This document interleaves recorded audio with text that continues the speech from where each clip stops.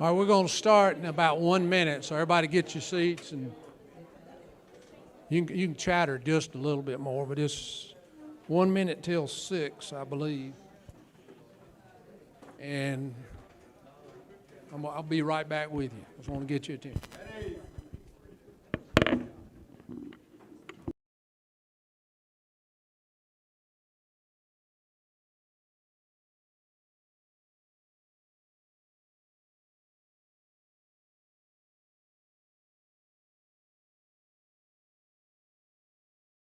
We're adjourned.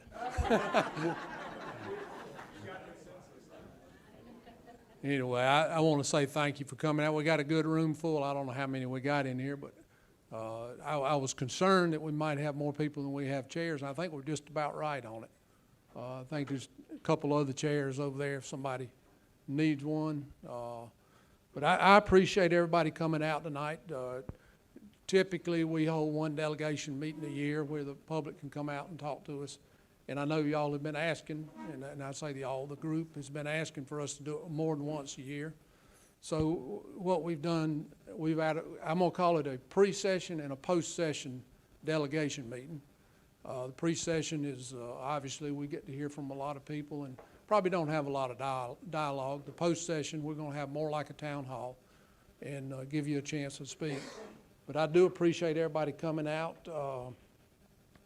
And what we're going to do tonight, and I'm going to ask everybody to try to be very respectful because I know myself, I have to have thick skin because I get chewed on a good bit. And not only here, but at the house where I've got a wife and 2 girls and a mother-in-law.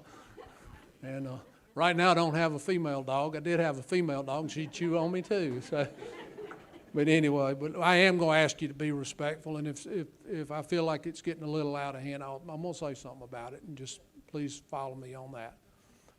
And then what we're going to do, I'm going to open it up in a little while and allow Senator Alexander to start and just go down the list and let each member of the delegation introduce themselves, talk about a little bit about their district and where they represent, and maybe some of the issues that either they have passed in the past or want to try to get passed in the future. That we'll have that dialogue. And then we've got 4 or 5 people signed up that would like to address the delegation. I'm going to list that. And then if we have time, we'll do some Q&A at the end of it. I'm going to say this, Senator Alexander has got a previous engagement. He made a special attempt to be here tonight, and I appreciate him. He's going to have to leave probably a little bit before 7 o'clock. And I know Representative Hyatt has got somewhere to be around 7:30, so he's going to have to leave. It's up in Pickens, so it'll take him about 10 minutes to get there. So I know those 2 members are going to have to leave a little bit early, so in respect for that, I'd like to try to be out of here by about 7:30 if we could. But with that, and I hadn't even told Davey this yet, but I bet he knows where he's coming. Let's pray. Let's pray. God, again, we thank you for this day. God, we gather here today in a free America. We thank you for that. As we look around and as we listen and as we see with our own eyes, that some of those things are disappearing. God, we just know that you're in control of all things. And it concerns us and it bothers us, but we know that at the end of the day that if we're a child of yours, we win. So God, we put our trust and our faith and hope in you.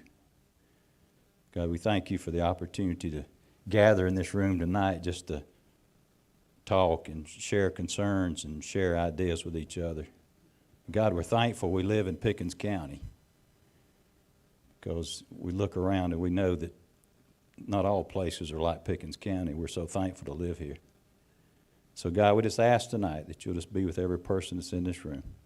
May we show respect for each other. May we love each other. We can disagree. That's okay. When we walk out of here, we're brothers and sisters in Christ. And God, we thank you so much for loving us. Be with us now. In Jesus' name, amen. Amen. Thank you, Davey. I appreciate you being ready. He probably knew it was coming anyway. Anyway, I tell you what I want to do. Before we're going to do the pledge in just a second, but I want to do something. I got a crew of Marines up here, and I'm not sure what else. I'm sure we got some veterans.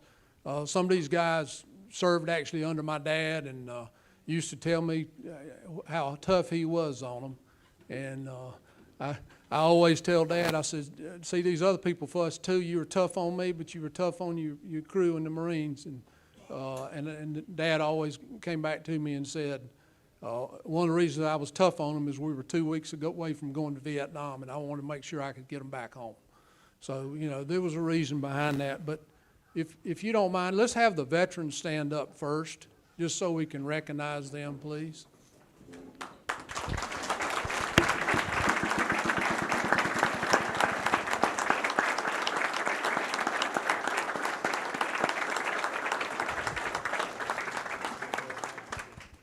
Okay, if everybody else will stand with the veterans, I should have told them not to sit down. And let's go ahead and do the pledge. I pledge allegiance to the flag of the United States of America and to the republic for which it stands, one nation, under God, indivisible, with liberty and justice for all. Thank you, I appreciate that. Now, I'm going to do what I should have done a minute ago. I'm going to turn my cell phone to silent. So if y'all would please do that, I would appreciate it. And at this time, I'm going to start with Senator Alexander. Senator Alexander, you introduce yourself and say as little, do we say little stuff in as little as much as you want to.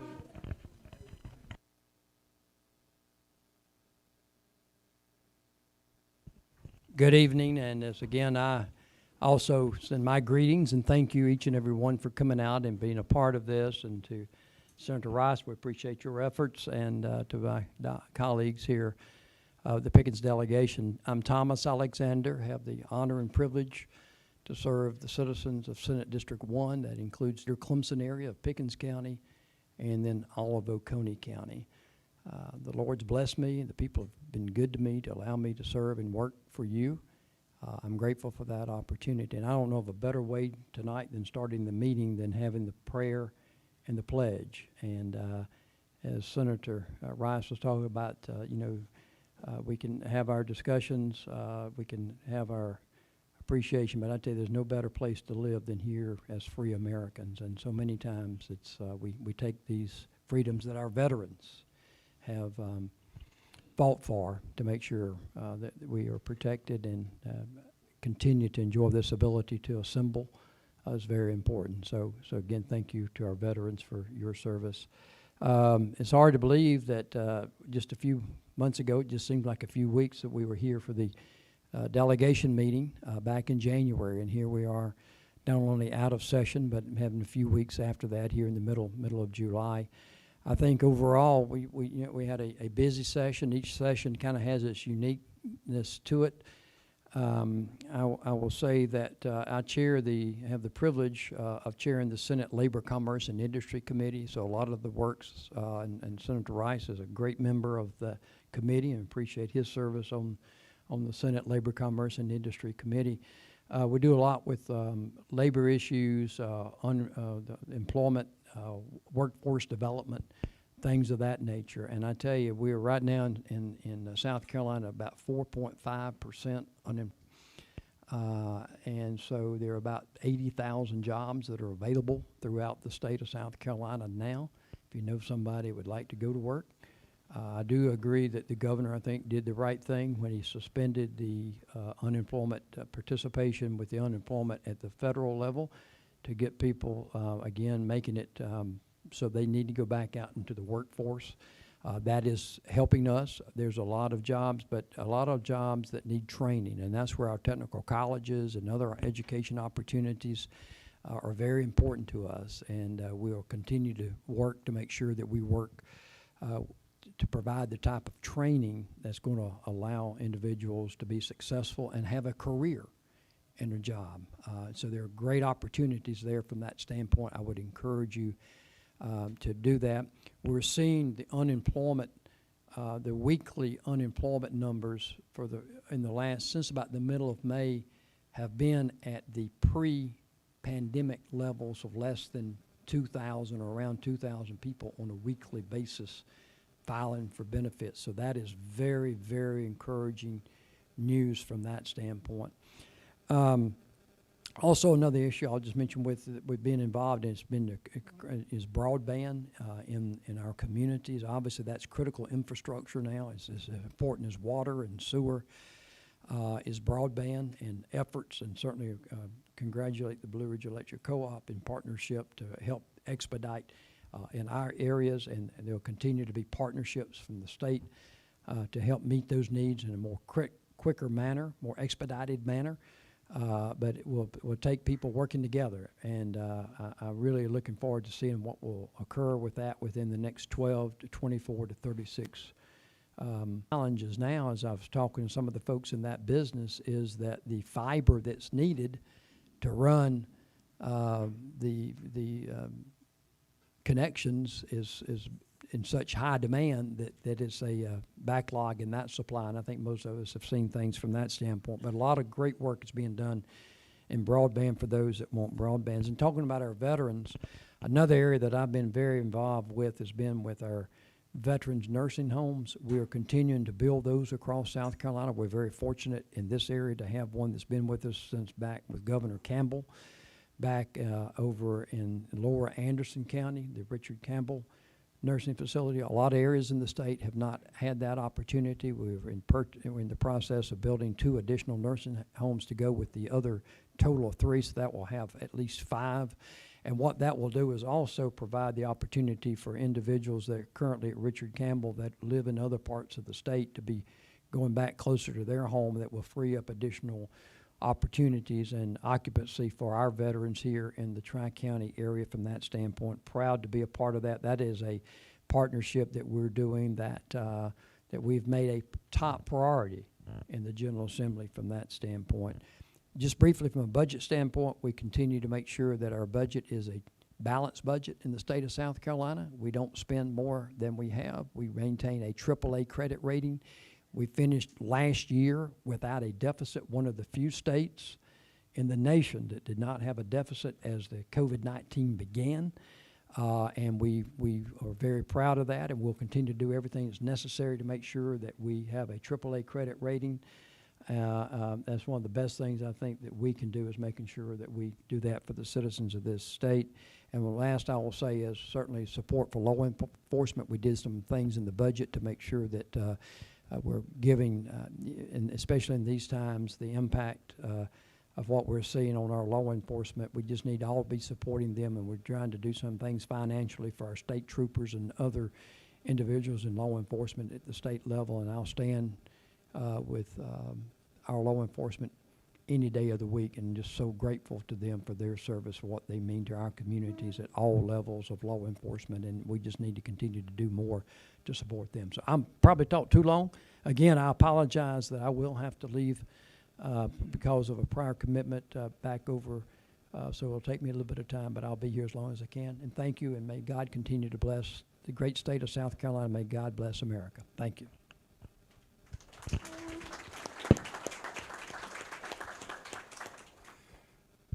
Good evening, everyone. My name is Jerry Carter, and I just quickly realized that I picked the wrong seat at this table, because you've got the most experienced legislator, and now you've got the least experienced legislator in representing Pickens County. But my name is Jerry Carter. I retired in 2019. I was the Chief Executive Officer of the National Council of Examiners for Engineering and Surveying. I did that for a number of years. Retired in 2019, and the opportunity came up for this position. I successfully ran, so this has been my first session as a member of the House. So I don't have a standard to compare against what things have been like in the past, but I do know how busy it was this year, and the things that we dealt with on a daily basis were significant and important, and it is certainly my belief that there was some great legislation that came through. Some of it was backlogged from 2020, where the General Assembly wasn't able to meet in its normal term.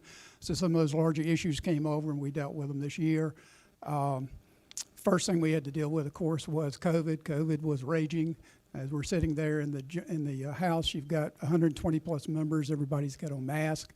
So as you can imagine, being somebody who's brand new, you're trying to figure out what the process and procedure is, and you really don't have the opportunity, occasion to fraternize and interact with people like you normally would. It just made the issue a lot more difficult. But I was very pleased to find how collegial all the House members are.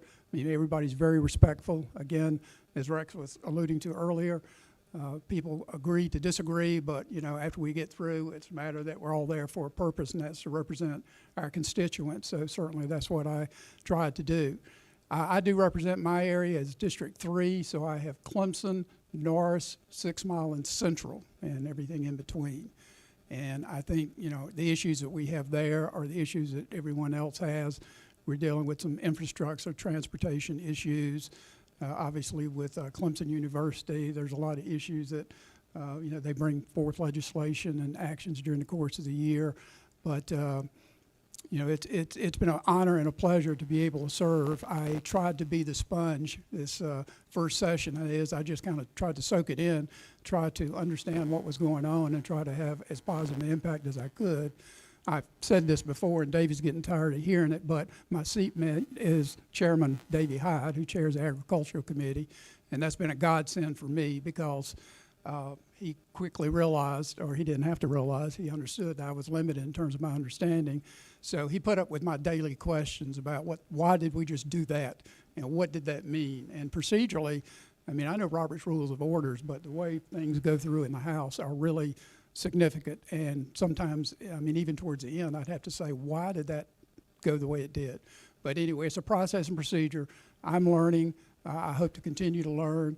I do love the service is part of the job. I love to be able to, when people call or email and they have a particular issue, I love to be able to provide whatever assistance I can. That's been the most rewarding part of what I've done and been able to do. So look forward to working, look forward to next year's session and to your questions. So thank you.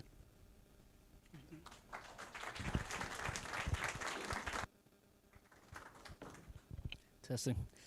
Well, good evening. My name's Neil Collins. I represent District 5, which is Easley and 2 precincts in Liberty. I just finished my 7th year down in the House. And first, just want to thank everybody for attending tonight.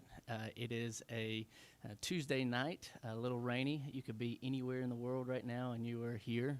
I appreciate that.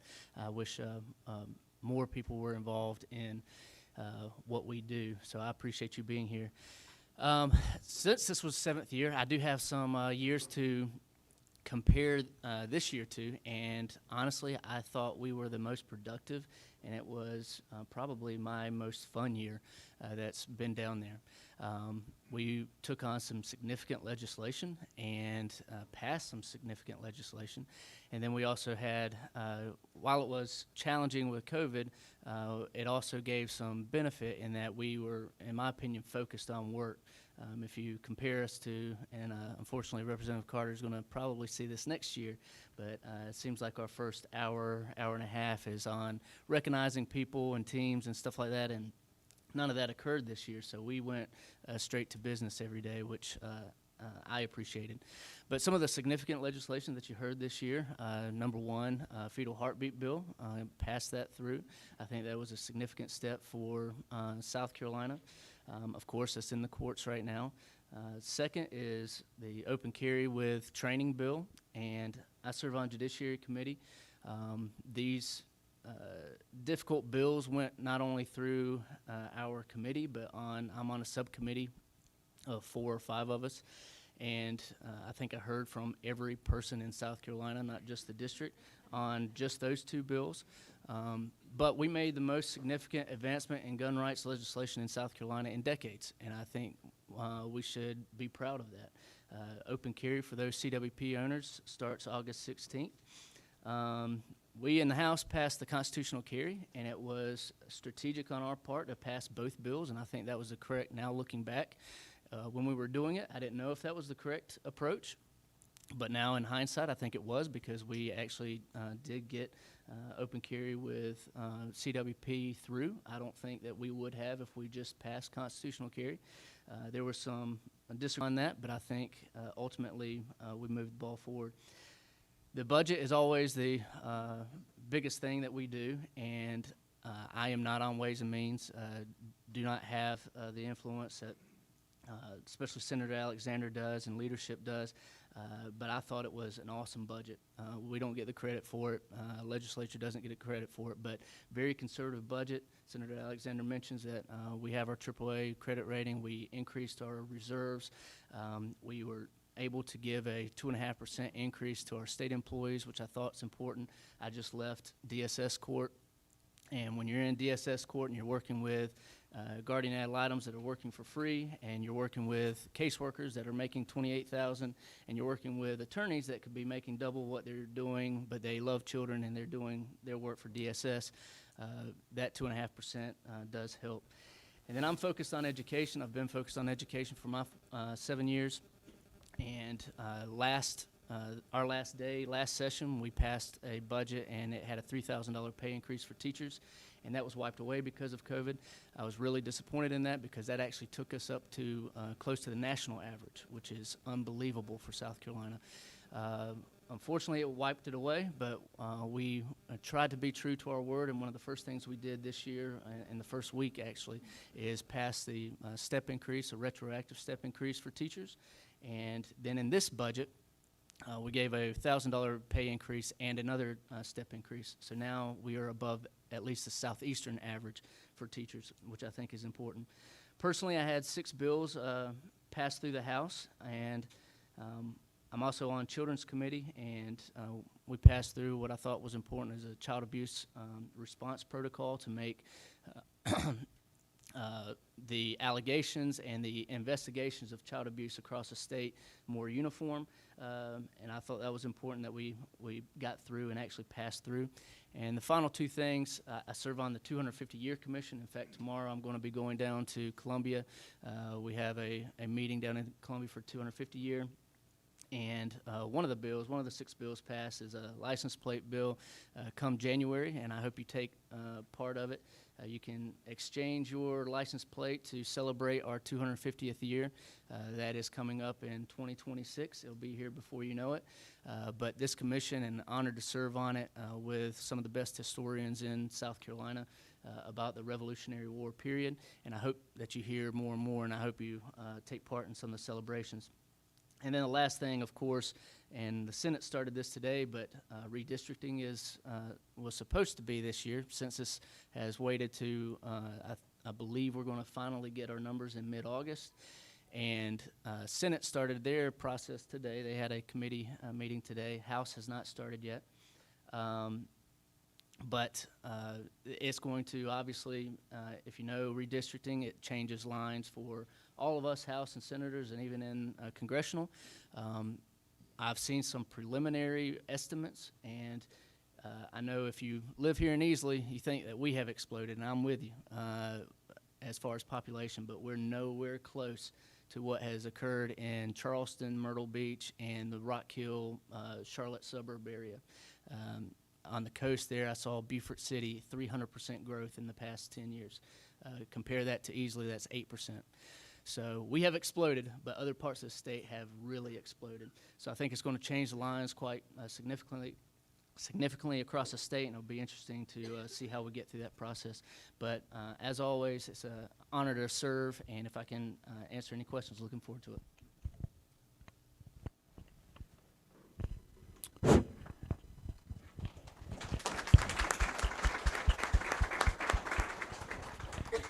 I'm Davey Hyatt. I have the privilege of representing House District 4, which is Pickens, Dacusville, Pumpkintown, Liberty area, and appreciate the opportunity to share.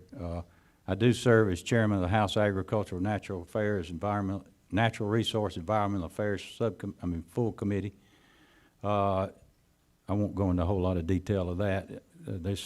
Obviously there's a lot of things going on in agriculture across the state, with agriculture being the #1 industry in the state of South Carolina. I'll quickly go across 4, 5, 6 things here that we passed, and then I'll turn it over to Senator Rice because we're here to hear from you, so I won't take too much time. We passed that you can't teach critical race theory in South Carolina.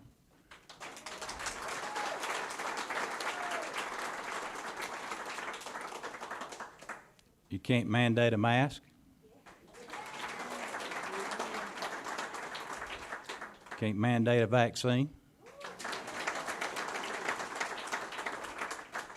We put at least 40 new troopers on the road in law enforcement, gave every one of them a pay raise.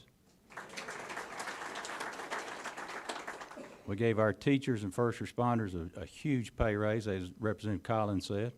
And then we gave more equipment to our first responders so that they can, you know, nobody was expecting COVID to hit. But if we were to come back into that or something else was to happen, they would be more prepared than they were last time. So that's 6 of the things that we passed. Obviously, we did some other things, but I think that's 6 of the key things that we passed, besides the heartbeat bill and things like that. But those are things that are very important to me and very important to you. I've heard from a lot of you folks that those things are important to you. And so we feel comfortable at that. We passed these things through the budget, through a proviso. And so that's a 1-year law. In case you don't know, a proviso is a 1-year law. So when we go back in January, we've got to make it permanent law. But I can tell you that critical race theory, mask mandate, and vaccine mandate are first on the list in the House of Representatives. And I know that once we get them to the Senate will quickly move on them as well, I hope. And there's a lot of things going on, but we look forward to hearing from you. And with that, I'll give it to Senator Rice.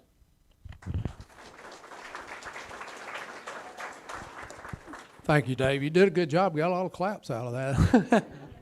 Anyway, no, I appreciate the opportunity to serve in the Senate. I represent District 2, which is the rest of Pickens County that Senator Alexander does not represent, which basically is everything on this side of Issaquena Trail and above Daniel High School, if you think about that, the 6 Mile area and all the way up to the mountains. The highest point in South Carolina, Sassafras Mountain, is in District 2. So.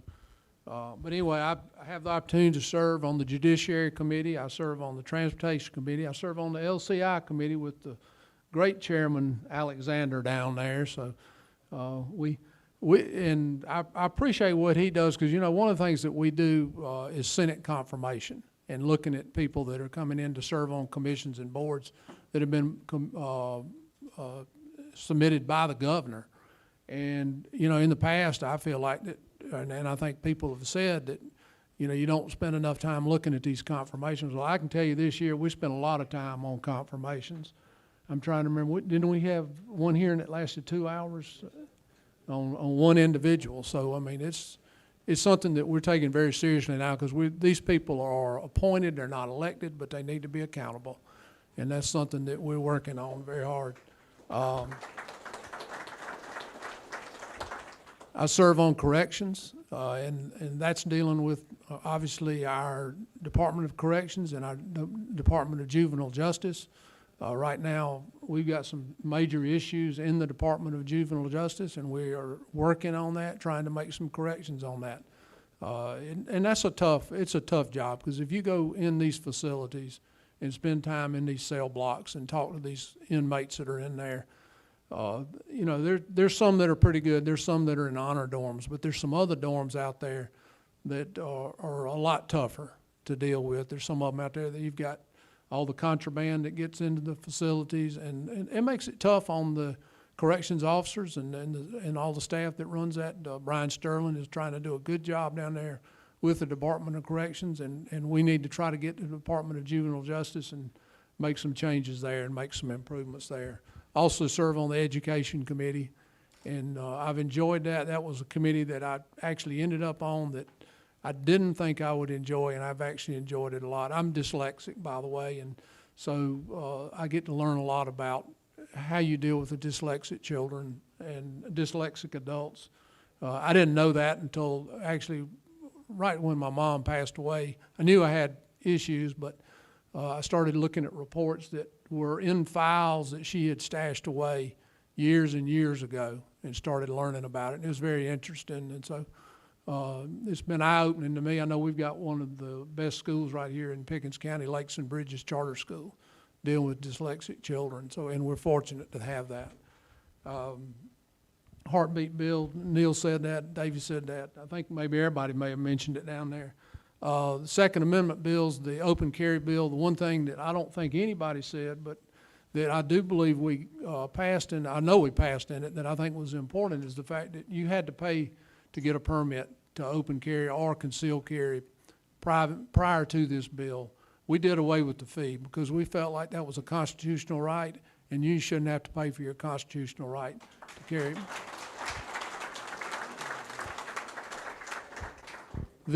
Some of the issues that I see coming up, I know Davies mentioned several of them there that we're going to jump right on. The BBA bill, I don't know if you're familiar with that, balanced budget, Article 5, Convention of States, dealing with telling the federal government that they need to balance their budget and they need to quit spending money that is not there. I mean, and you know, we talk about the trillions of dollars in debt, and that's hard for me and you and everybody else to understand, but when I tell you that everybody in this room owes $90,000 each in federal debt, and if we don't stop that, we're going to be in severe trouble. So that's something that I feel like we need to deal with. We'll be back on the election laws some more. We've got some temporary laws we passed last year prior to the election to try to make sure that the integrity in South Carolina was handled, or our election integrity in South Carolina was secured. And I think we did a good job here. Other states, obviously, there's some issues there. But I will have to be back on some of those. Oh, that's all right. I thought that was telling me to. And I'm good at it. But anyway, and with that, I am going to stop. Thank you for helping me on that. And I got handed a note up here from an individual that said that she forgot to sign up. Well, she was already on the sheet, so she's number 1 on the sheet. I think it's permanent there. So, John L. Raines, you are first up, and I'd like to ask you to, you know, try to limit it to, you know the game, about 3 minutes or so. All right. All right. Good.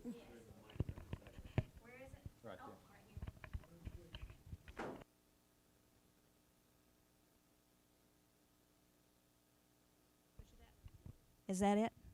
Okay.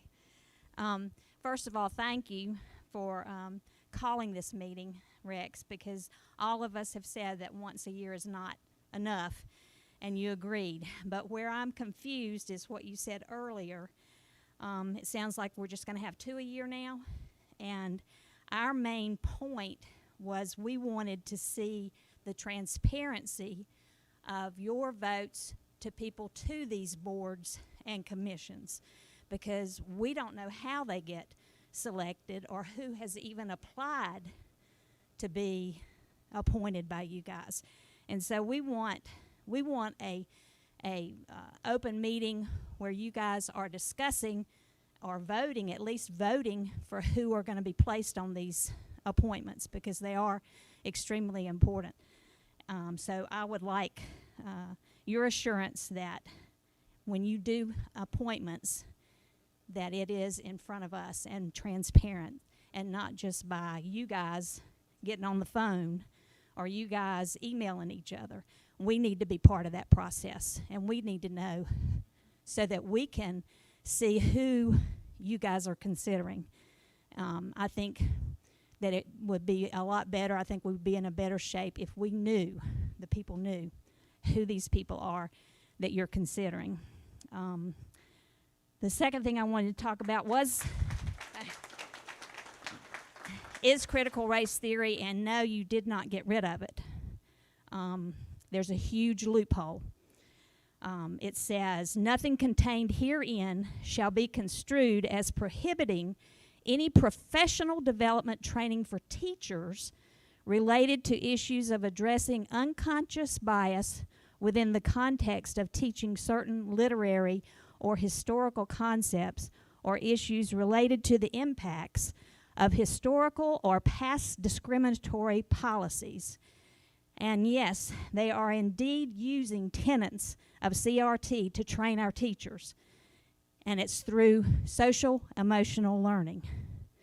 I have been on the site and seen, if you go, and I asked your secretary to give you guys the article that made me start researching about what we're doing in South Carolina.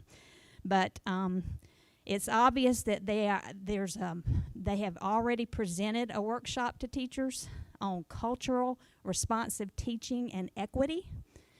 And I don't know where, you and I, Rex, have talked about this, and I asked you if you would FOIA the power presentation or what kind of handouts they gave to teachers, what that process looks like. But it's in there. It's embedded.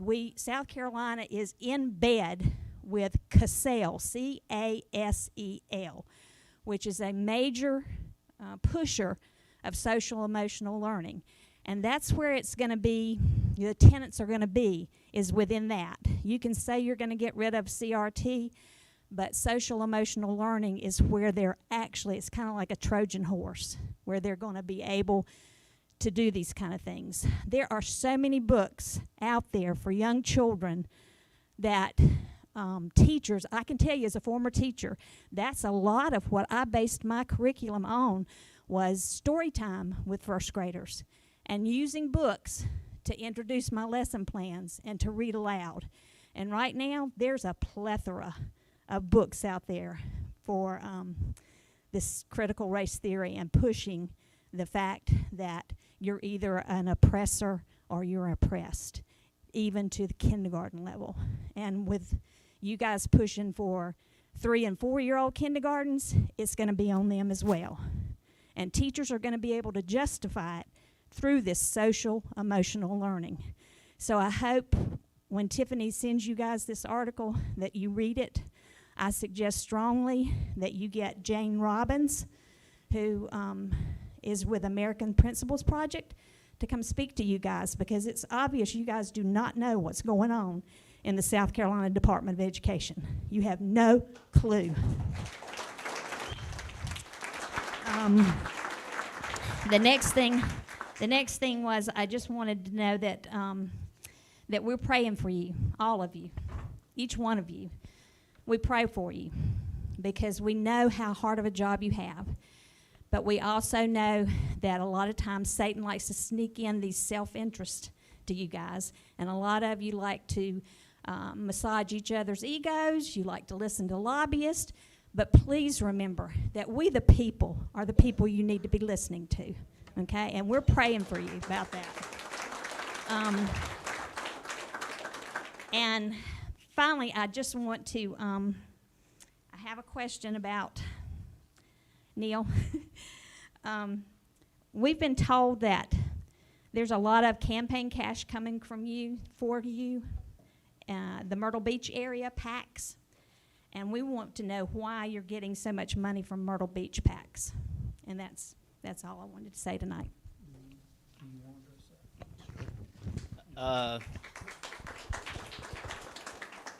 Please correct me if I'm wrong, but Myrtle Beach has not donated since 2016, so in the past 2-3 elections, but I'm open to being corrected. So, But why did they donate? just like any PAC. I mean, PACs are, they support candidates who are in Myrtle Beach situation. They are typically pro-business. I'm a pro-business candidate.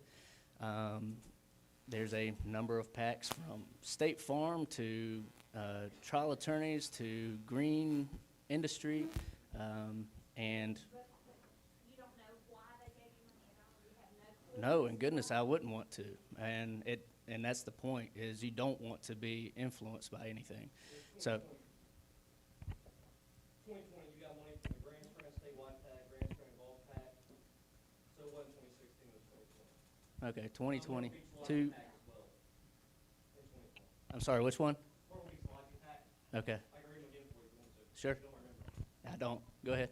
The Myrtle Beach Lodging PAC on June 19th of 2020, Grand Strand statewide PAC on June 19th of 2020, and the Grand Strand Golf PAC on June 19th of 2020. Okay, Donating to your okay.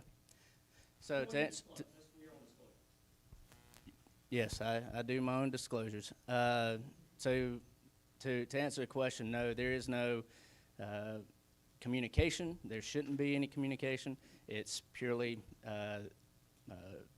PACs support candidates they believe are, in this situation, pro-business.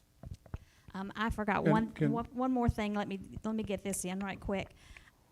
I propose that you guys The only way I see to get rid of this leftist indoctrination that's going on in our public schools is to require teachers to post their lesson plans at least a week ahead of time so that parents can access and see it. And within those plans, they need to be listing their resources.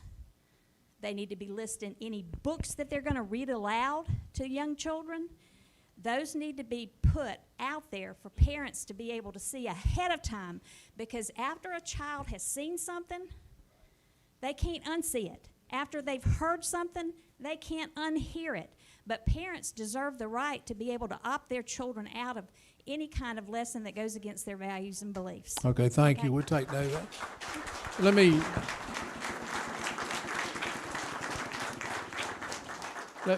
let me mention one thing. You brought up Tiffany Chandler. She would typically be here tonight, but her son is having surgery, and they're actually in Texas. So I know when you sent, she actually texted me about the document you said you were sending to us, and she, because she was in Texas, she was not able to get that to us tonight. So keep her and her son and her family in your prayers, because they've had a fight. He was supposed to have surgery a while back, and because of COVID, that got put off. So please keep them in your prayers. Tim Bruce? That's me. No. Just kidding. I don't want to take that credit to be you. You got me. All right. I had to leave a little early, so give Tim a couple of bucks. He said, okay, go ahead. So, Well, you know what? I'm gonna say. Do you want to speak now? yes, I do. Would My you name's do me- Anselm. Will you do me a favor? Yes, sir. And pronounce your name slowly, because it's hard Oh, for my me. Lord, did you just hear what he said? Anselm Salins. Anselm. Last name is Salins. Can you believe it's a German name for this Indian guy? Hey, listen, we moved from Maryland about 4 or 5 years ago, my wife and I. So our son was going to, it was a Christian school for the first time. There's a point to all of this, okay? And he goes to the class the very first time, and he comes home and he says, I'm the only brown child in this class. How come? I feel like that, today. No, I'm just kidding. But then he asked Mom, how come? And she sent him to me. Like, what do I tell him? I said, Joshua, you're not better than any of these kids, but you're special. I just want to say, this is a very special county. By the way, when we moved from Maryland, I had no idea there would be so many ants' nests all over the yard. You step on one, you'll be speaking non-Christian words. So that being said, why am I saying that? To say this. We have a constitution that we just celebrated some of our veterans, right? It's an awesome constitution. Beautiful. None like that in this whole world.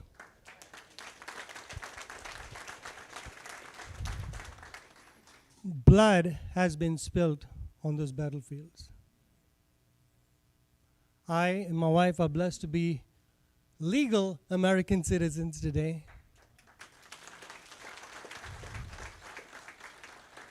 And we don't take that lightly. That red, white, and blue has been bought by blood. When people step on these anthills, let us bite them. You know what I'm saying, right? You have people coming from outside that might try to dictate terms to this state here. We should be like those anthills. Let's get to them. And let us not. You are representing us. We are the anthills in different districts. So someone steps on any of these anthills, guess what? They ain't gonna work here. This is South Carolina, baby.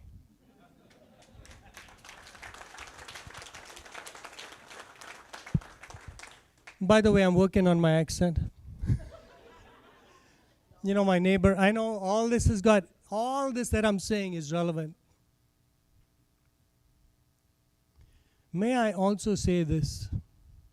That junk called CRT is from the pit of hell. Be very, very careful. My Bible tells me the love of money is the root of all evil. So there might be federal money coming left, right, and center, but let us not forget those people who have shed their blood for our Constitution. It's not a communist country here. Minority status, I'm saying that today, it is very divisive. If I say my pledge, one nation under God, does that give me the right to be lower or higher than someone else? Absolutely not. So, gentlemen, let us honor our constitutional rights. We are equal as American citizens. We are not lower, we are not higher. So when we stand and ask for accountability, we are guarding those nests. Let us guard it with all our hearts. If not, we are going to lose it. I am saying so as somebody who hasn't been born here, hasn't lived in the state, but I am saying I've seen people coming. What is this Georgia company doing over here? Don't we have people right here in our state to be hired? I mean, I'm just saying. I'm not trying to cause trouble. I think I am. I don't know. I'm just saying, let us as a people understand that there is something special about this place. Or else we can become like Mr. Nuisance's place, California. And that can be just like that. So be careful. Thank you, gentlemen. Thank you, ladies and gentlemen. Thank you.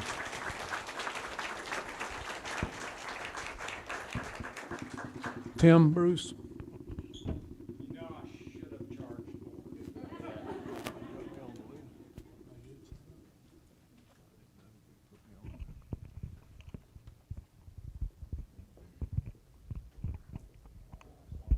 Is that it? All right.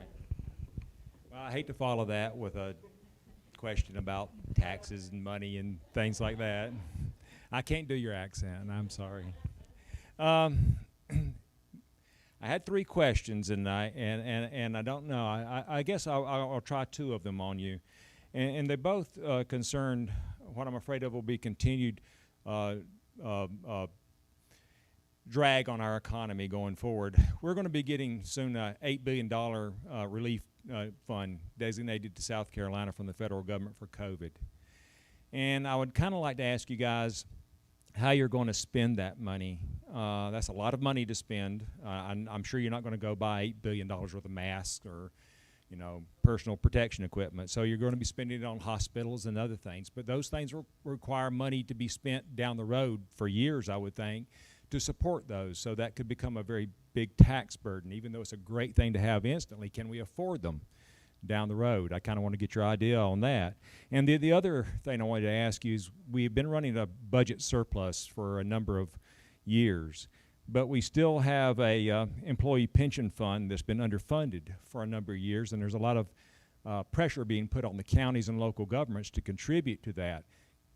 Have you not thought about using some of that budget surplus to put that pension fund back in the black so that you could take that burden off the cities and counties?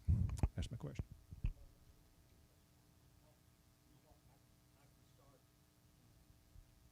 Be happy to. As far as the on both accounts, I guess the federal rescue plan, whatever they're calling this particular one, my take on that, and it'll be about $2 billion overall that was be spent over several years I want to take away the word spent and say investment. To me, I think that, the feds, if they're going to send it to us, it needs to be an investment. We mentioned broadband earlier, for us to partner to get the revenue that's necessary to go out and get broadband into virtually every part of the state of South Carolina. Water and sewer, talking about municipalities and counties and other folks like that, they've got water and sewer issues that have been, water and sewer is one of those things that's not great to talk about, but it's necessities, and they're normally underground, out of sight. And so I would like to see us partner, not do the responsibility and take all the responsibility, but partner with cities and counties and communities to address those issues. And then the area of mental health. We have seen, especially this COVID, the impact that it's had across the board, from some of the youngest of our citizens to our elderly that were in isolation. We don't have an idea of what this is going to be doing to our students 2 or 3 or 4 years from now. Is crisis stabilization that we have in communities to make sure that those that have the need for mental health services will have that opportunity to get those services close to home. So those are some of the things that I would hope that we'll have agreement to address, but again, as investments in the future from that standpoint. And I guess as far as the pensions, the state has actually, on the increase in the pension program, has been taking that responsibility for the last several years from the cities, municipalities, school districts. We've been paying those increases, the 1% increases per year from that standpoint. But you're right.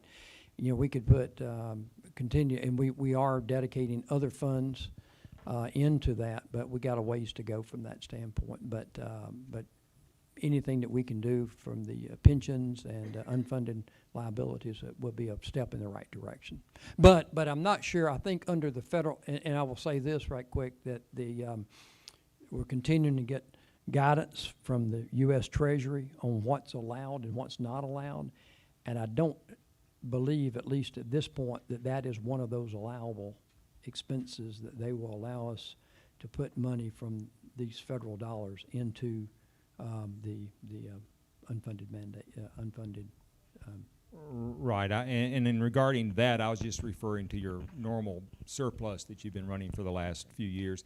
And on the COVID relief, though, as I understand it, it has to be spent solely on COVID-related issues. Now, I understand it can be to improve hospitals and et cetera, but it can't go towards water and sewer and that type of thing. Well, we got to get that clarified. It's my understanding, and I could be corrected, that they've got a specific thing that does allow that. Obviously, we're not going to, and that's another thing, though, is we want to make sure we're in compliance, because just like the other funds they've provided, they will come in and audit. So if we're out of compliance, we will have spent the money and then have to pay the money back. So anything that we do would be done with the best guidance that we have to make sure that we're in compliance from that. But I will follow up on that. Thank you. Well, thank you very much for your answer, and thank you for coming.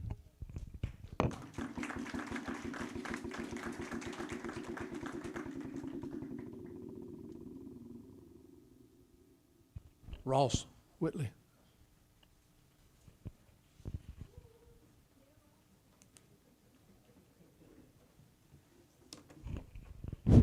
Thank you, gentlemen, for being here. Appreciate your time.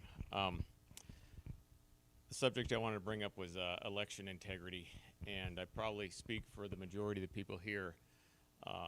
Looking back at our presidential election, if we did a little poll here, how many people in the room think that our presidential election was stolen? And I'm right in there. So I would like to know from you folks, do you think that this election was stolen? And secondly, what can we do about that? So this piece of information came out from Judicial Watch back in June, and it was saying from their audit or their numerical statistics, 353 counties in 29 states had a voter registration exceeding 100%. So I'm not saying that South Carolina maybe has a problem, but what I would like to see from you folks is to join with the other conservative states pushing for this nationwide audit. Texas is looking to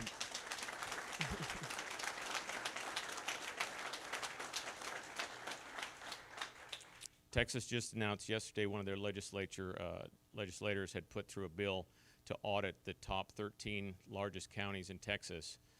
Oklahoma is looking at this. Some of the other conservative states are also looking at this. And part of it is not only just for transparency, but it's to put pressure on the liberal states, the swing states, to help, to force them into this idea that all the states should be audited. So I just would like to get your response on that, what your thoughts are about that. Let me see if I can answer that somehow. Three years ago, the state of South Carolina bought all new voting machines. So one system controls the whole state of South. Used to have we got 46 counties. We used to have about 35 different systems in the state of South Carolina. 3 years ago, the state of South Carolina invested $60 million to have one statewide system. They had 3 people bid on it. Dominion was one of them. They called, so they took some references. They called several states, even into Canada, about the 3 companies that were bidding on it. And every reference they got on Dominion was, do not use them. So the state of South Carolina did not use Dominion. So they spent $60 million, and they've had, I believe, since it's been fully operational, I think we've had 3 elections, but obviously the presidential election was by far the biggest one. And the numbers that they're showing in the state of South Carolina is that in the last 25 years, it was the most efficient election that the state of South Carolina's had. They have a paper trail and a electronic area where they go. Now, we just invested $930,000 in this new budget for them to go back and do exactly what you're asking, to make sure South Carolina is secure. They just spent another, on top of the $60 million we spent 3 years ago, we just put another $930,000 to go back and say, make sure we're right. And so, yeah, everybody wants to audit and all this. I believe, sure, there's probably some fraud somewhere. I don't think anybody would deny that. There's probably somewhere in South Carolina. But I firmly believe that $60 million that we spent 3 years ago and that $930,000 we're spending now, South Carolina is in pretty good shape when it comes to running an election. We've got some people, we've changed out some people on the voter registration board. We've put some new people in place that have pretty good experience. And I'll tell you this much. Pickens County, the presidential election that they had, the Donald Trump election, Pickens County was the 3rd fastest reporting county in the state of South Carolina. And that means that we're used to be next to last, or we couldn't get them counted. I've been up there at midnight. Rex and I have been up there at midnight and later saying, how come you can't get these things counted? They're the 3rd fastest, and the person, the election director will tell you it's because of the equipment that the state of South Carolina is now using. So I firmly believe that the state of South Carolina is doing a good job when it comes to the election integrity and your vote counting. I appreciate that. Would you be willing to join in with those other states? Obviously, if we have a secure system and we've invested this much, it wouldn't be that hard for us to join and help those to put pressure on those liberal states. Yeah, I don't know if that's done legislatively or through the Attorney General's office, but we'll be supportive of that. At least I would be. So, Thank you okay. very much. All right. Scott Lang. Senator Alexander's going to slip out, so you don't see him leaving. But anyway, he stayed longer than he promised he would. So.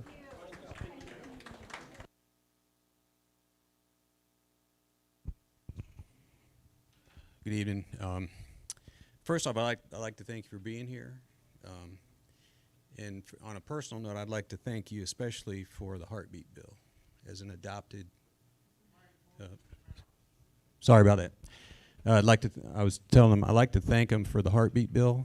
As an adoptee, that was really close to my heart. And as a father of a child who has adopted, that's very important. So thank you for that.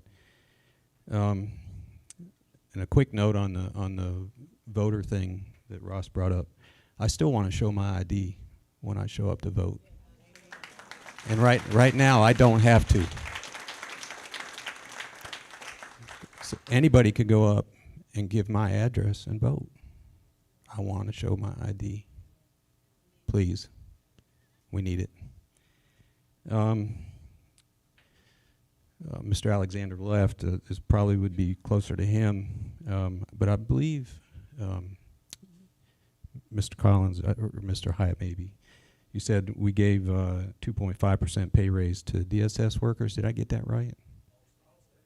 All state employees, okay. But there's record of some chairmanships that got anywhere from 19% to 48% pay raises.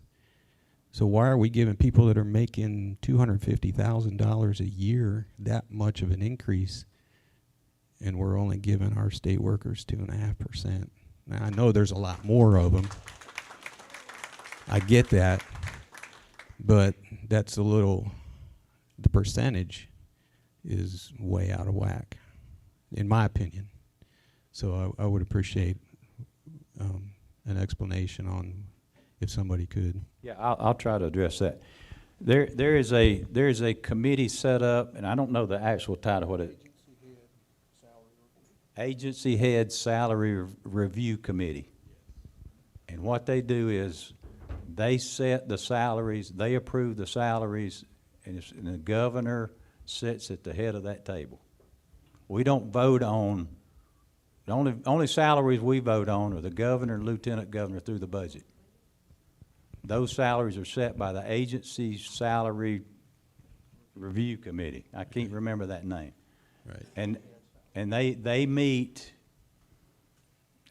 I don't know, I know they hadn't met every year. I think it's been 4 or 5 years since they've met to review the salaries. I figured he would be, yeah. Yeah. Well, no, he didn't get, no, it wasn't for him. No, he doesn't get a pay raise. This is No. You said the chairman. You talking about left like him. DOT. Yeah, there's different agencies. Yeah, that's right. That's it wasn't him. it's the I'm sorry directors. if I implied It's the that, I'm directors. sorry. It's the directors of each one of those agencies. Yes. That's correct. Yes. No, it's not. It's not us personally. It's the That's correct. directors That's of correct. That's of the correct. state agencies. Yeah. That, If I implied that, I'm sorry. No, I didn't mean to do no. that. But other than the governor, lieutenant governor, that's set by that agency committee, and they meet periodically 2-3 years to review the salaries of these agency heads, and then they vote to decide whether or not to give them a pay raise. So do you guys appoint the people in the agency? No, those are government. That's part of the governor's cabinet. Okay. The governor, when the governor Yeah, gets we know elected, about- we know about he him. appoints Yeah, SLED we know about director, him. DOT director, mental health director, DHEC director, all those agencies. They're part of the governor's cabinet. Yeah. Okay. Thank you for that answer. If I can, a couple more things. The no mask and no vaccine mandates, or I guess laws, if they were signed by the governor, that's all well and good, but when I go to work and they tell me I got to wear a mask, what are my options? I mean, If it's a private company, we have no control over a private company. I mean, if it's a private company, we can't tell a private company whether they can or can't demand a vaccine, mask, or whatever. Okay. That's private business. Let me just follow up on that. I mean, because that's a slippery slope, because you don't want the government in there telling you how to run your business. And I mean, I don't disagree with the aggravation of it, because I don't like to wear a mask. I can tell you that. I don't even know where mine was. I've lost mine about 6 weeks ago, and I don't even have any idea where it is. But I don't want it, but I don't want the government telling me how I can run my business. So, yeah. And I'm not necessarily saying maybe just put out some guidelines. If they're going to require it, they have to provide the science that proves that it works. And when it comes to the mask, because I haven't seen any yet in the last 15 months. Lots of studies that say it don't work. Words right out of the man's mouth that says they don't work early on, but we are where we are. But enough of that. My next thing is, you mentioned the Convention of States earlier too, and I would love to see a Convention of States called. Personally, I think we need to repeal some amendments like income tax, and voting for senators. I think we need to go back to appointing them like was originally set forth in the Constitution. With that said, what is, I guess, the current idea of having a convention of states? What's the purpose? What would be the purpose of it when we get the states together? What are we going to try to fix? There's three different movements on that. There's a term limit movement, there's a balanced budget amendment, and then there's a three-part, and that's the actual Convention of States movement, which has got government regulations in it, it's got term limits in it, it's got balanced budget in it, so it's got all three parts in it. I believe that we will be discussing that. The House passed that bill and sent it over to us late in the session. I expect us in the Senate to take that up in January. And the question is, are we the 34th state? Because it takes 34 states to call for a convention. It needs to be a limited convention. And we also need to put regulations on our delegates to that convention so that if they get off, I'm going to call it getting off the ranch. In other words, if they start on something, if they start on our Second Amendment rights, that they are recalled and they have criminal charges against them for doing that. So we've got to be very careful. The question that we run into is the runaway convention. That's the biggest thing you hear on a regular basis. And the real question behind that is our federal government spending money that they don't have at a rate that's more dangerous than us having a limited convention of states to put a balanced budget amendment on them. That's the question. Right. And what I would say to that is by the Constitution, we, the people, meaning the states, have a lot more power than what the states seem to have been willing to wield when it comes to some of these things from the federal government. Their power is very limited, but our states have acquiesced over the years and given them control of the border and things like that, that by Constitution, that's a state's deal. We have control as South Carolinians and legislators. We have control over, you guys have control over the South Carolina border. We say who can come and who can't, right? Not the federal government. Well, I think, like I say, we're going to be dealing with that this January in the Senate. And I really think we've got a good chance of passing that. And depending on how you count the number of states that have called for a convention, we could be the 34th state. And if we are, we'll send that up to Washington and say it's time for a convention of states and let's deal with it. So I hope that answers your question. It does. It does. Thank you for that. And then one last thing on the budget. You made reference to, this is a great budget and all that, and I'm sure it was. I'm a fairly new South Carolina resident. I've been here for 7 years now, I think. So, and I've recently just started getting involved in stuff. And what I would like to say is, you repealed the transparency law that you were bound by before that. You repealed it in this session. And my question is why? Because for you guys, and I'm not just saying you, but as a legislature, to build trust, to get us to trust you, we need to be able to see things, see what you're doing. And it's not that we want to hold a gun over your head, but we should be able to know as citizens, because you representing us, we should be able to see exactly where every penny of my tax dollars go. I want to see it. And so why was that repealed? I think the thing is, and we're not going to get into the vote on that because, it did pass. The explanation behind it was that it was an ancient, archaic law that didn't need to be there. I do think this, and we've got some legislation that does this, to where we put the information online. So you've actually got better access to it.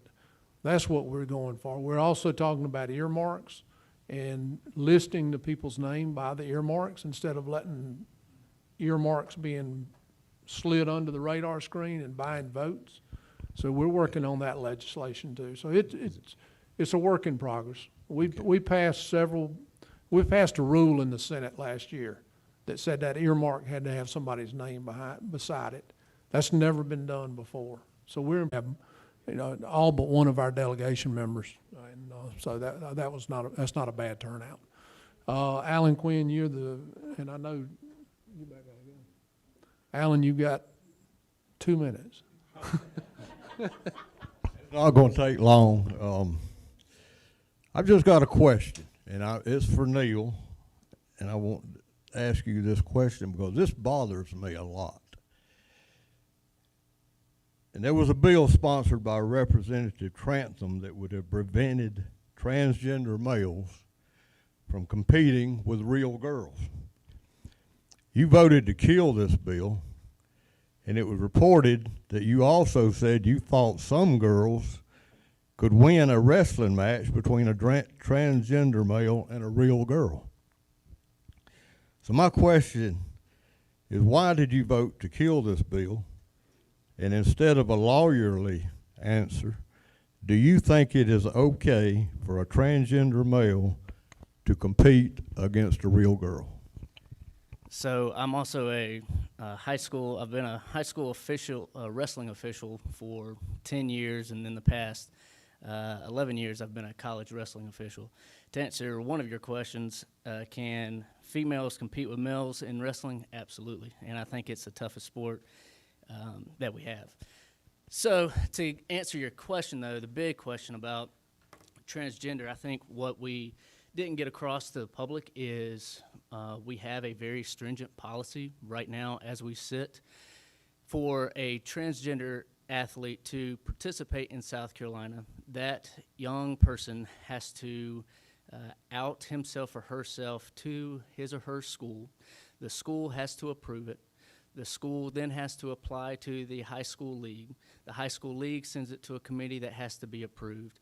And then if it is approved, then that team is no longer considered a team in a sense of your one gender. So then they lose some of their statuses as far as that's concerned. This has happened a grand total of 2 times since 2015 with over 1.2 million children.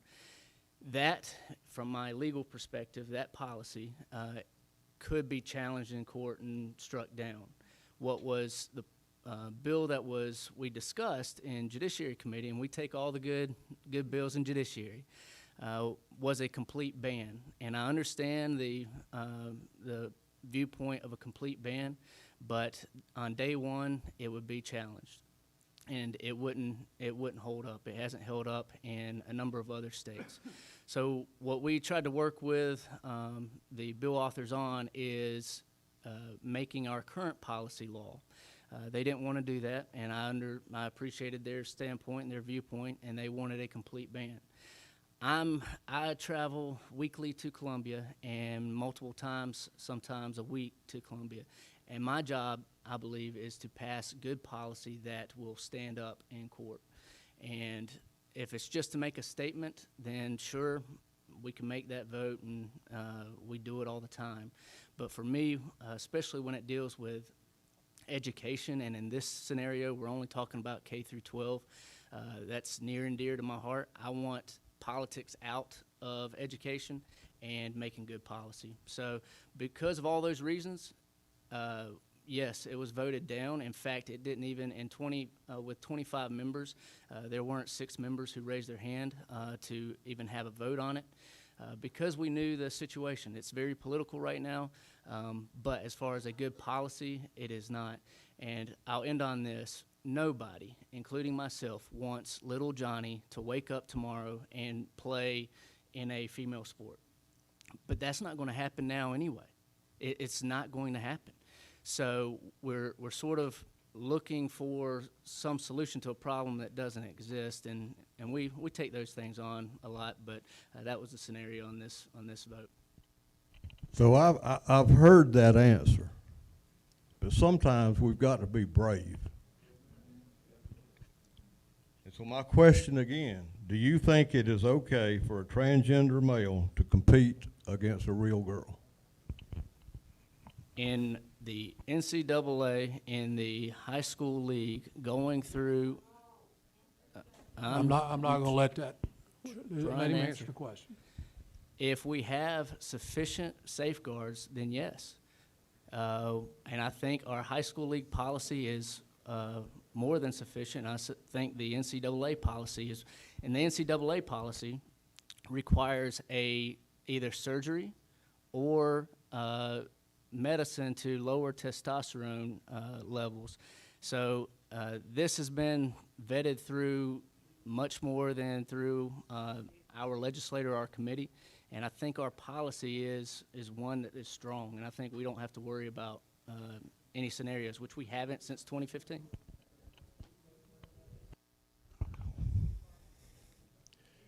I'm at a loss for words, Neil. I really am. I don't think too many people in this room agree with him.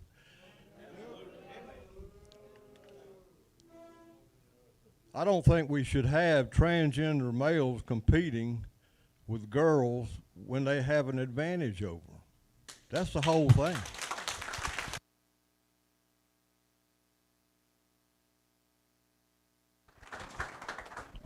All right.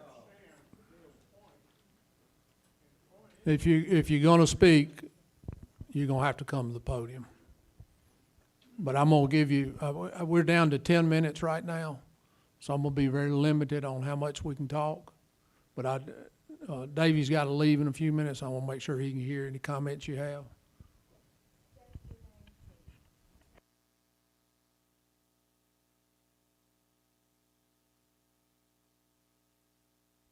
Now is it on?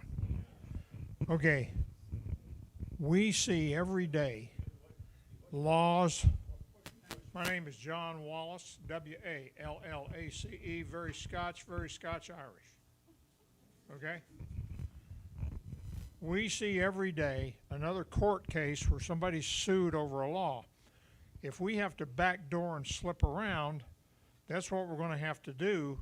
First of all, we would need a convention of states to tell the federal government no.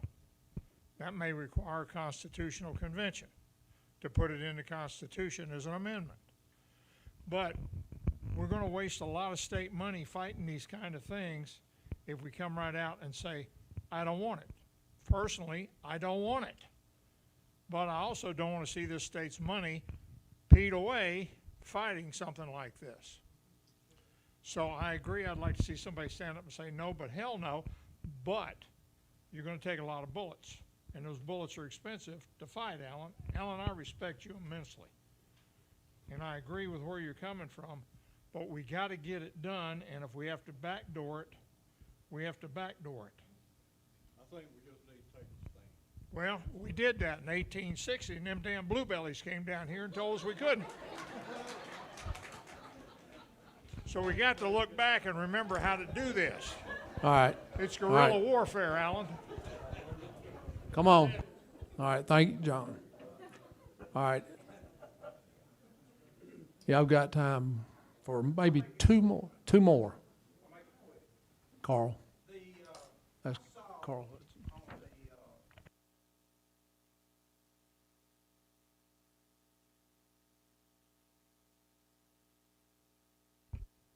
Out west in one of the more liberal states, there was two guys that were sprinters, and they were average sprinters. So I don't agree with you on this, Neil. They were average sprinters, but they wasn't winning anything. So they competed. They both said, I recognize as a girl. They both competed, and they won state championships. Now, you can't tell me that these guys that are sprinters and got just muscled up, that our girls should be competing against them. It's going to ruin women's sports. They can't compete against them. And I can tell you, you find any girl around and put her on a wrestling mat, I'll find a guy, and my guy will whip your girl. That's just it's a difference in the muscular structure. I know you've Well, watched a Councilman, lot. I'm not a councilman. you're still a councilman to me. Again, you mentioned another state. Yeah. And we focus on this a lot.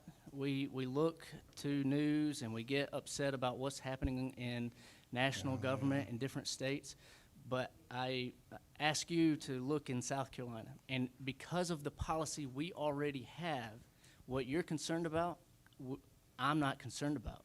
And the current policy we have, I'm perfectly fine making that the law of South Carolina. In this scenario, the bill authors wanted a complete ban, which, going to Mr. Wallace's point, it will not ever occur. So I'm trying to actually solve the problem, or I can be political. I know I could stand here and say, and get some reaction. But I always approach the issues of, well, what can we actually solve? And for me, I think the best solution we have is the actual policy the high school league came up with. I think they have a very good policy. So we need to make that law. I understand. But whenever we come up with, well, they're doing this in California or they're doing this in out west, we're different in South Carolina. We typically have standards in place already. That's why we don't have those situations. Hey, by the way, the only other thing I want to say, and I'll make it quick, the Republican Party in Pickens County is growing. If you don't know this, it's doubling. And most of the people in here are part of the Republican Party. Rex comes to a lot of them. I'm going to encourage you guys. You guys should be, all of you are Republicans, so you should be comfortable in the Republican Party because it's your party. It's the flag you run under. It's the platform you stand on. So you guys ought to be very comfortable coming in and getting involved in the Republican Party, and I encourage you to do that.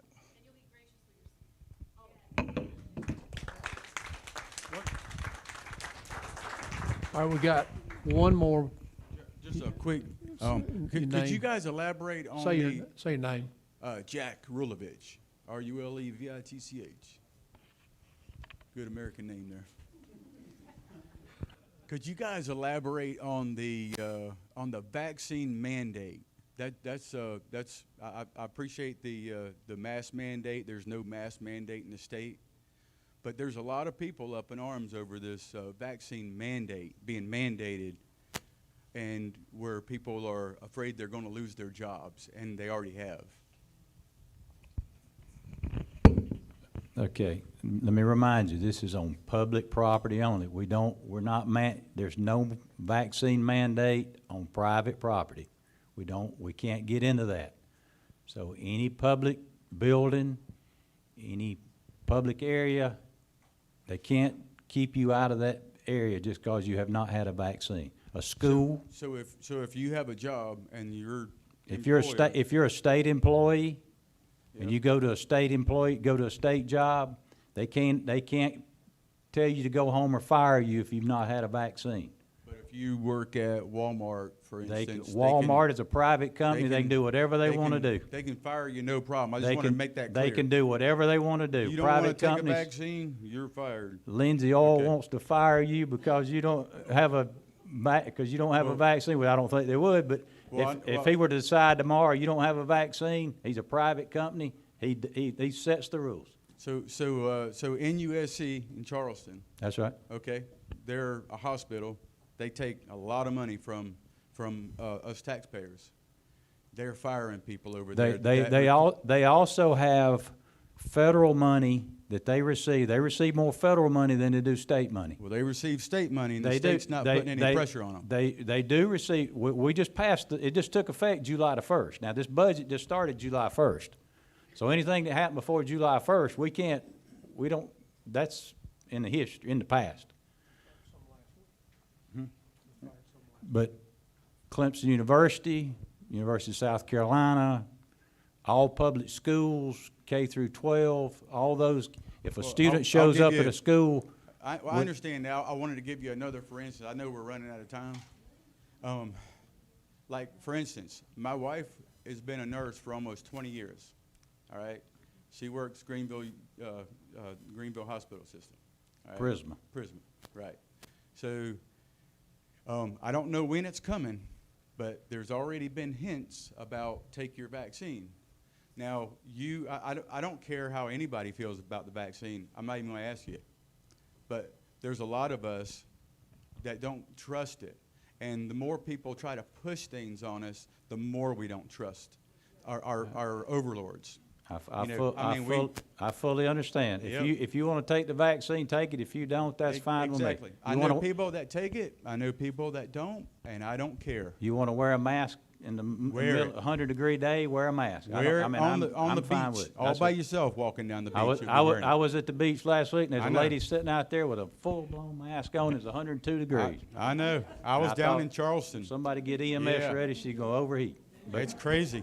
It is nuts. But But so here it is. I know it's coming, and we depend on her job, and pretty soon what you're going to end up with, though, in this state, if we don't get ahead of this, is you're going to end up with all the people that are sheep, that do what they're told every time, are going to have a job and a house and property, and the rest of us won't, because we just don't roll that way. Somebody don't force something down our throat and tell us to keep our job, take our vaccine, shut up. I fully understand, but if they're a private company, the state of South Carolina cannot tell them what to do, nor do we want to tell them what to do. I understand. I understand that. We used to say this same thing about big tech, okay? And now, I used to hear people say all the time, well, if you don't like it, get off of their platform, because, if this was your platform, you would be able to run it the way you want it. But now I see that it's not just a platform. This is like a communication device, a utility. We all know this. We've all been through the growth of this thing called the internet and social media. So now we realize. But I think that what we're running into here, the relationship between being told to leave your job if you don't take the vaccine, is very much like this utility we call social media, where you're just banned and you're silenced. And me and you both know that there's things that we cannot talk about, even if they're facts, on social media, or we'll be banned. Anyway, whatever you guys can do to look, people are going to be coming unglued as this moves forward, and as these mandates are made, and as some people, for whatever good reason that they have, don't want to take this vaccine, they're going to be shunned. Look what's going on in France right now. You won't be able to buy a hamburger or go to a grocery shop without a passport. I'm just saying, it's coming quick. I fully understand it. I fully understand it, but I really hope. I've been in touch with the governor. I've been in touch with our congressmen and senators. And I think I might have turned it off. Well, anyway, so the answers are not the greatest that I'm getting back, but it's better to legislate than litigate. That's all I got to say, and you guys are the people for that.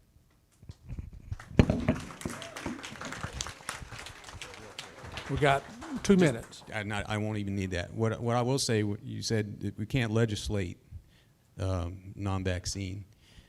The Nuremberg codes from World War II, after the Nazis were injecting all kinds of stuff in handicapped children, and Jewish children, running tests on them to see what it would do to them. The aftermath of that was the Nuremberg codes. It said you cannot force anybody to take anything that they don't want. Doesn't matter what it is. On top of the fact that this vaccine currently is experimental. It has not been past any of the safety protocols of the FDA. So legally, they cannot force you to take it. It's not a vaccine. That's another issue. The mRNA is not a vaccine. It's called an operating system. It's not a vaccine. So I would encourage you to look into that, research it, and because I would, just what I've read, and I'm just little old me, what I've read that it's not true that I don't agree that you cannot legislate that they can't force you to take it, because there's already international law out there that states that. All right, thank you.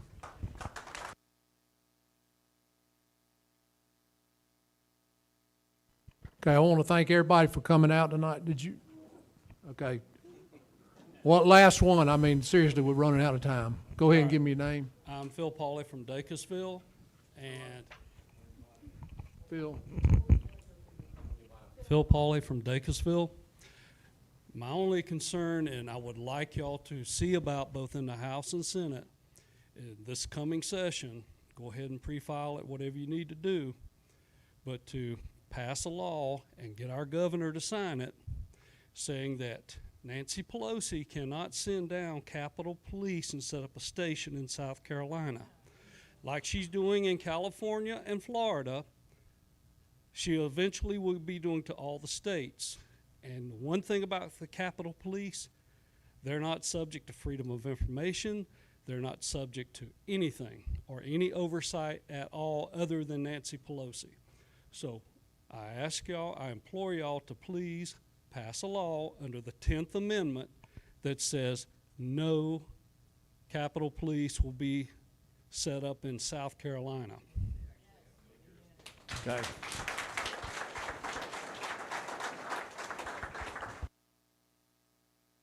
Thank everybody for coming out tonight. It's been a good crowd, and I appreciate everybody working with everybody and listening to the difference of opinions, and y'all been great. Thank you. Until next time.